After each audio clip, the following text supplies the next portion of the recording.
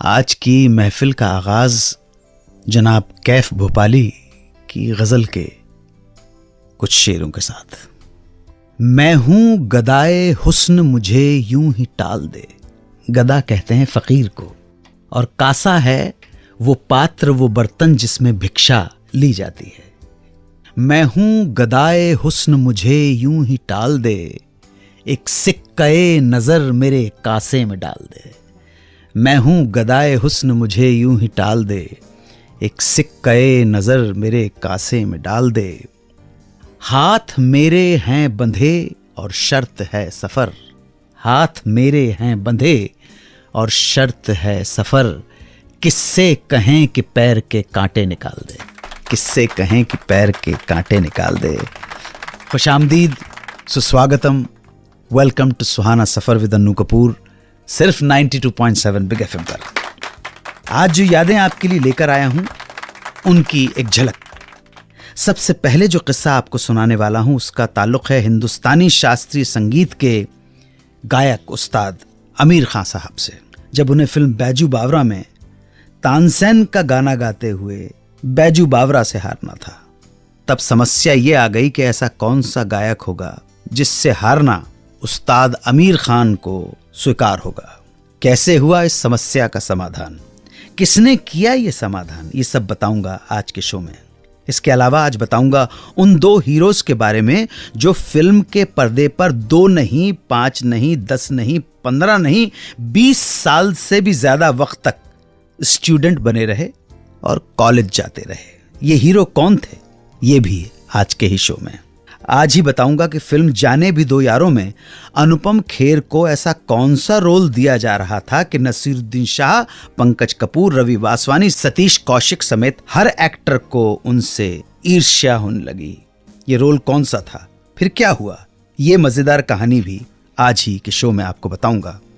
और बताऊंगा उस म्यूजिक डायरेक्टर के बारे में जिसने अपनी एक फिल्म के बैकग्राउंड म्यूजिक को रिकॉर्ड करते हुए सिंगर को गागल्स यानी गले के गरारे करते हुए अपनी आवाज रिकॉर्ड करने को कहा। कौन था ये म्यूजिक डायरेक्टर, किस फिल्म का था ये बैकग्राउंड, और कौन था वो गरारे करने वाला कलाकार। दोस्तों, एक बार फिर इस्तकबाल करता हूं आप सबका। सुहाना सफर शुरू करते हैं फिल्म बैजू बावरा से।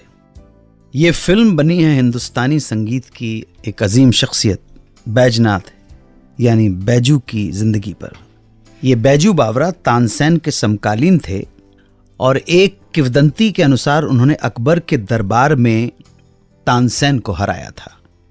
फिल्म में शकील बदायूनी के गीत और नौशाद साहब का संगीत आज भी लोगों की जबान पर है। बैजू बावरा का रोल भारत भूषण ने और तानसेन बने थे गुजरे जमाने के गायक और अभिनेता सुरेंद्र। तानसेन की शास्त्रीय गायकी को आवाज देने का जिम्मा दिया गया मशहूर और प्रतिष्ठित गायक उस्ताद आमिर खान को, जो बड़ी मिन्नत और इसरार के बाद इसके लिए राजी हुए। बैजू पर फिल्माए गए लगभग सभी गाने फिल्म में मोहम्मद रफी ने गाए, पर निर्देशक विजय भट्ट और नौशाद साहब उस वक्त मुश्किल में पड़ गए जब तानसेन और बैजू के मुकाबले वाला गाना रिकॉर्ड किया जाना था, जिसके बोल थे आज गावत मन मेरो झूम के। तानसेन वाला हिस्सा आमिर खान साहब गा रहे थे और उन्हें बैजू से हारना था। अब समस्या ये थी कि ऐसा कौन सा गायक है जो आमिर खान साहब को हराए।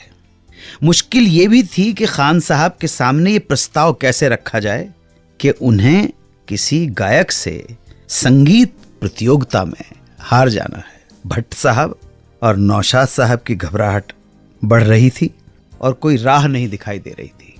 किसी तरह से ये बात आमिर खान साहब को भी मालूम हो गई, तो जनाब ऐसी मुश्किल में राह दिखा दी खुद उस्ताद आमिर खान ने। आमिर खान की महानता देखिए कि उन्होंने खुद ही आगे बढ़कर ऐसे गायक का नाम सुझाया जिनसे हारने में उन्हें कोई गुरेज नहीं था।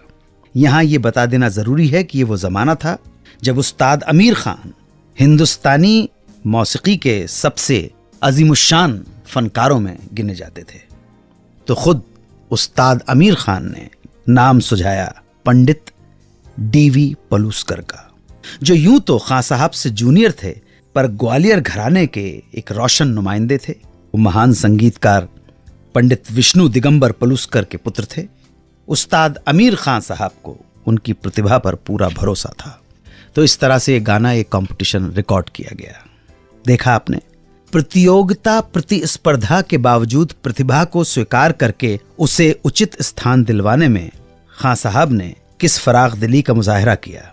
बैजू बावरा की रिलीज के केवल 3 साल बाद मात्र 34 साल की छोटी कम उम्र में पंडित डीवी पलुस्कर साहब भी इस दुनिया से विदा हो गए। वापस आकर बात करूंगा उन 2 स्टार्स की जो फिल्म के पर्दे पर 2 नहीं, 5 नहीं, 10 नहीं, 15 भी नहीं, 20 साल से भी ज्यादा वक्त तक स्टूडेंट बने रहे और कॉलेज जाते रहे और आते रहे और गाने गाते रहे। ये स्टार कौन थे, जानने के लिए सुनते रहिए सुहाना सफर विद अन्नू कपूर, सिर्फ 92.7 बिग एफएम पर। 92.7 बिग एफएम पर आप सुन रहे हैं रेडियो का number 1 show Suhana Safar with Annu Kapoor.